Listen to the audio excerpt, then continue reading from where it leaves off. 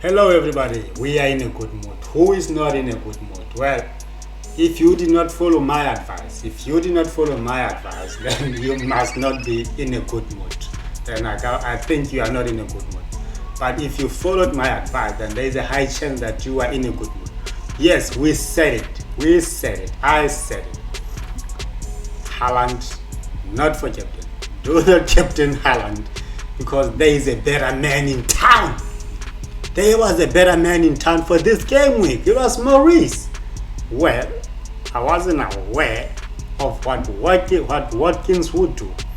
And what Watkins did is very good. Like, it's exceptional. I think not a lot of players will reach that goal mark or like that point tally that he did. So what he did, guys, is so exceptional. Big ups to him.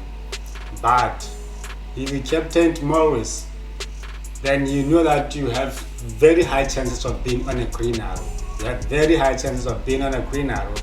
And I captained Maurice. I advised you to do the same. So for those who didn't do the same, don't worry. There's still a next time to follow the guy. Just follow my advice, and then you continue with this. Alright guys, welcome to the show. This is FPL_Connect. Yes, it is the show for the masses of the FPL community, but we just come together and then we join up and we compete at the highest level in the FPL, in the Fantasy Premier League games, man. Yeah, in the Fantasy Premier League games. So, on today's show, what we're doing is that I'm going to quickly reflect on my team and my performance. Well, I didn't actually have a good performance, but I'm happy that my captaincy choice paid off. Well, compared to Haaland, of course. So it paid off because, like, currently Maurice is on 8 points, which has given me 16 points. Whereas Haaland is on 2 points, and we know that his game week is done. Like, it's done. You can't just say, okay, he will get no. But with Maurice, he still has a chance to get extra 2 points, which will give me extra 4 points. You know what I'm saying? So I'm happy, I'm excited. So yes, today I'm just going to have a review on my channel, on my FPL team, and also just to talk more about my selection for game week 8, because I feel like I don't have to do much, I don't have to think much about my selection, and I feel like everybody's team right now is just the way teams are shaped up. They are already driving us to think in a certain way, like to plan in a certain way, because the league forces you to plan some moves. So I'm also forced to do some moves. So I feel like it's a no-brainer. Like, I don't have to take weeks or days trying to crack my brain on whom to buy, whom not to buy, no, because I know whom to sell. So just whom to buy. And looking at the fixtures for game week 8, it's just not difficult for me to say, alright, I'll buy this guy.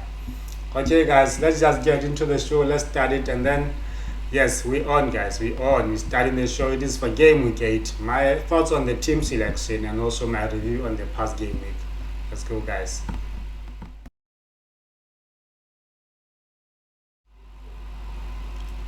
Hello guys.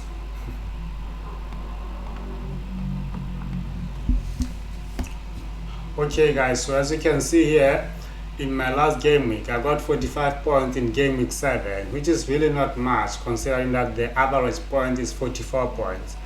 And my game week rank is like 4.5 million, so I'm just close to half like on the half rank of the active managers, as about 10 million. As there are about 10 million active players right now in FPL, so I didn't perform that good, but then I'm just proud of my captaincy choice because he performed really good. So on my transfers, I did 2 transfers, and the transfer that I did was Son for Saka and Maurice for Jackson.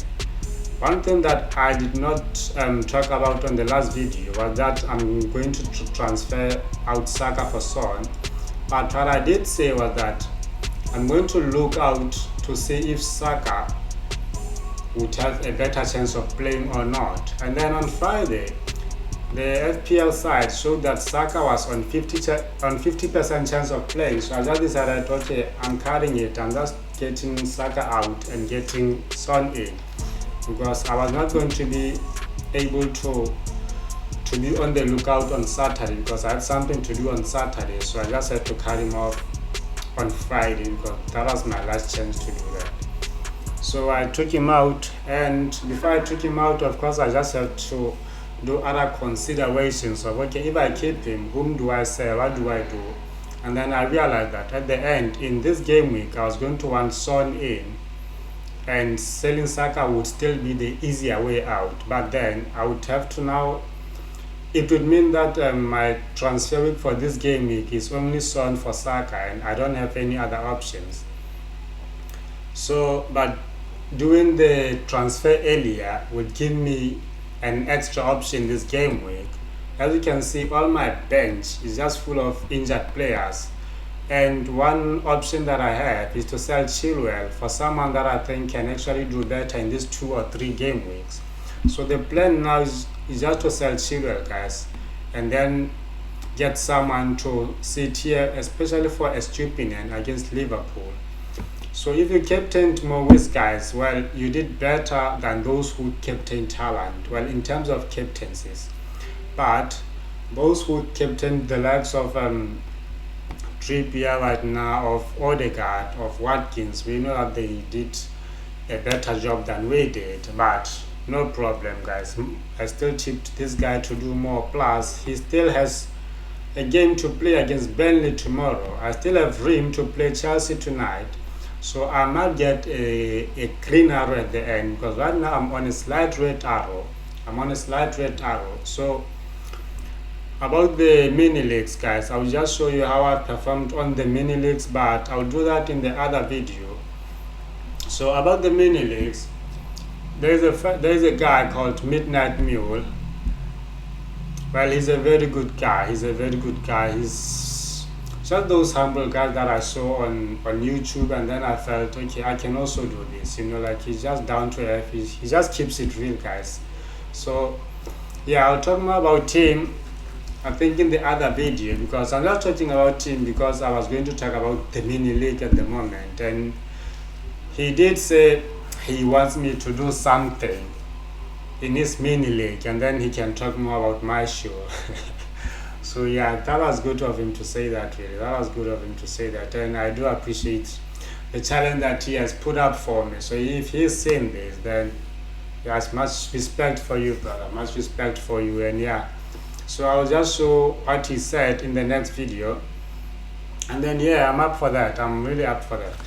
So yes, I won't be going to the FPL Connect mini league today to see how we have performed, how other people have performed. But if you are not in the league yet, then join the league, guys. That is the invitation code. Just join the league, and then we still compete together at the highest level. This is FPL_Connect. So it is the channel for the masses of the FPL community, guys. Let's just continue doing what we do. So as I've said, guys, my team has been declining in value. Really, it has been declining in value, guys, because most of the players, they decline in value even before I can sell them. So the moment I sell them, they are now not have the value that I bought them in, or even better, like not more than the value I bought them in with. So it's really frustrating. But then, without wasting time, guys, so the plan is just to sell Chilwell for the defender that I think is best. And at the moment, if we try to catch up on the fixtures here, we can see that most teams are really not on a good run of fixtures for me. So I think Spurs are the ones who are better off because they're against Luton. I think Spurs should win this game, but I'm just hoping that they can win it on a clean sheet. For Chelsea with Burnley, well, I just don't trust Chelsea at the moment. Everton and Bournemouth, I can't pick a defender from either of these teams because I would have to use the same defender in the upcoming game week as well.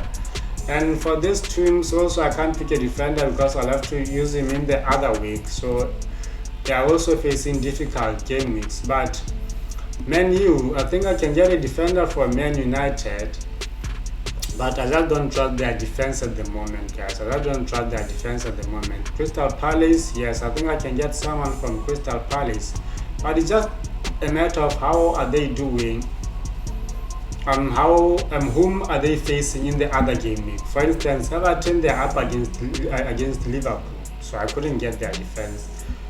Bournemouth are against Wolves, so I would have to drop their defense also. So you see, it's just a difficult thing. Palace are up against Newcastle, so I will have to drop their defense. So you see, it's so difficult to say I can get someone. But for Man U, they are still against Sheffield. I still think they will do well, but as I said, I don't trust them really.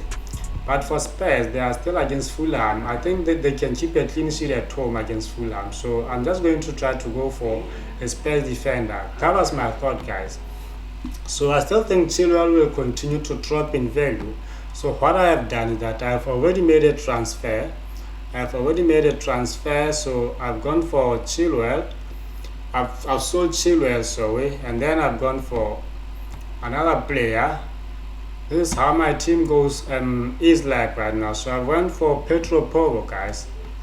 So right now he should appear on my bench. There he is on the bench, but I'm going to put him in for Estupinian, because Estupinian is playing against Liverpool, guys. So I think he will concede, but Petro has a better chance of not conceding.